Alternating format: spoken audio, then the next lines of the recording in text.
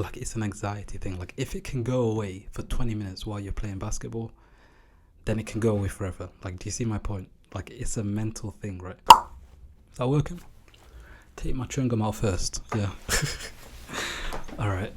How to overcome depersonalization or derealisation, depersonalization, DPDR, like whatever you want to call it. What is it? You experience some sort of like traumatic event, or some sort of panic attack or something like that, and essentially what happens is your brain, in order to protect you, it literally disassociates you from your body, like as a mechanism of protecting you, right? It's like a weird mental thing. Like you see it with animals, right? So if you see an animal that's just getting mauled by like a lion or something, right, then you'll see in their eyes they'll kind of like go somewhere else as like a safety mechanism for their ego, right? So a lot of people talk about this happens to them when they, like, for example, if they do drugs, and then they have like a panic attack while they're on drugs, or like if they like let's say they have like got mugged or something, or like got robbed, they'd have a traumatic experience because they don't feel like they're actually there, because their brain's doing that to protect them, right? But the thing is, people get stuck in that state of mind because they'll remember the state of mind they were in, and they'll get stuck in it for weeks, for months. For me, I had it for about 3 months, right? So I had a panic attack, and what happened was it felt like I was like split in two, like I wasn't even myself. It was so weird. And after that, I kind of just cracked on with my life. But every day, like the next day when I woke up, it felt like I just literally like was not the same. You know how you like do things, like if I wanted to like switch the camera off now, like I press the button, like you want to do things, right? You have this like free will. Well, basically what it is for me, it was like I didn't even feel like I was in control of my actions. It felt like it was someone else like moving my limbs. And there was another thing where it basically felt like I was looking at myself from above. Like it didn't feel like I was in reality. Realization is basically like you feel like life itself is not real, and it mainly happened when I would go outside. So it really wouldn't happen indoors. Like it'd mainly be outdoors. So I'd be outside walking around, and it felt like, look at all these cars, like they look like toy cars or something. Like the whole world just looked fake. Like it felt like I wasn't in the actual world, right?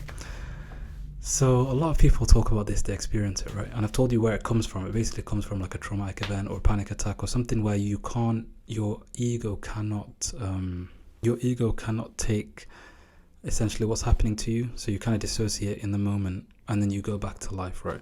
It's not like it's anything bad. Like I bet it's happened to you 20 times before, and you've just not acknowledged it. Like you've probably been a kid and like got scared or something, and then had like a little bit of a disassociated moment where you're kind of like, oh, what the hell? It's not the dissociation that's the problem. Everyone can get that. It's just the fact that your mind gets stuck on it, right? So essentially, I had more points here. So I got over it, right? So how did I get over it? It's not like I'm cured or anything, like there is a cure or something. Basically what happened is I just lived life, and I kind of ignored it, because back then I didn't really know what I had. Like, I just didn't know that I had the mental health thing. Like this is the problem. Like people, like that's the problem. Like you think that something's wrong with you, and you don't want to really talk about it because you feel a lot of shame associated with it also. But basically what it was, I just lived my life, and over the course of 3 months it just sort of went away. And it really went away when I wasn't focused on it. Like if I was playing guitar or something, or I was talking to friends, or just like living life, like having a good time, it would just disappear, because it's based on anxiety, right? It cannot exist without anxiety. So if you eliminated all anxiety, the DPDR whatever would go away as well. My solution was just forgetting about it, but that's not really helpful if you want to fix it now, right? So I've got really 3 solutions, right? So the 3 things that I would do to fix it now, if I had it again, would literally be, number 1 would be like just to develop a relationship with yourself, right?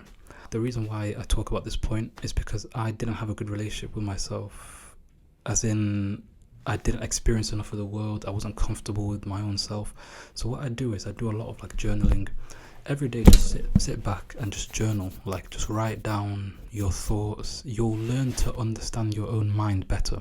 So when you can understand your own mind better, you'll understand the types of thoughts that naturally arise, that come about, right? So journal, etc. Spend time with yourself outdoors, like in nature and stuff. Just like learn to be comfortable in your own presence. Like sometimes just sit alone with yourself, meditate. Like learn to be comfortable alone, like not distracted with a phone or something, but just literally you, like journaling, or you in a room doing maths, or just you without any external like stimulation. Just become comfortable with your own presence. That would be stage number one, because when this DPDR thought comes about, right, or this panic attack or whatever, right, you'll straight away know, like, oh, I'm used to this, man. This is nothing. I already know myself. Like these thoughts can't even bother me because I'm comfortable inside my own skin.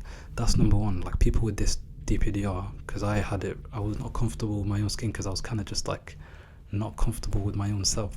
That was like the main thing. Like I was like this guy, like I was existing in the world, but like I didn't have a dialogue with my own self, like a loving dialogue with my own self. So that's number one. Just learn to like know yourself, basically.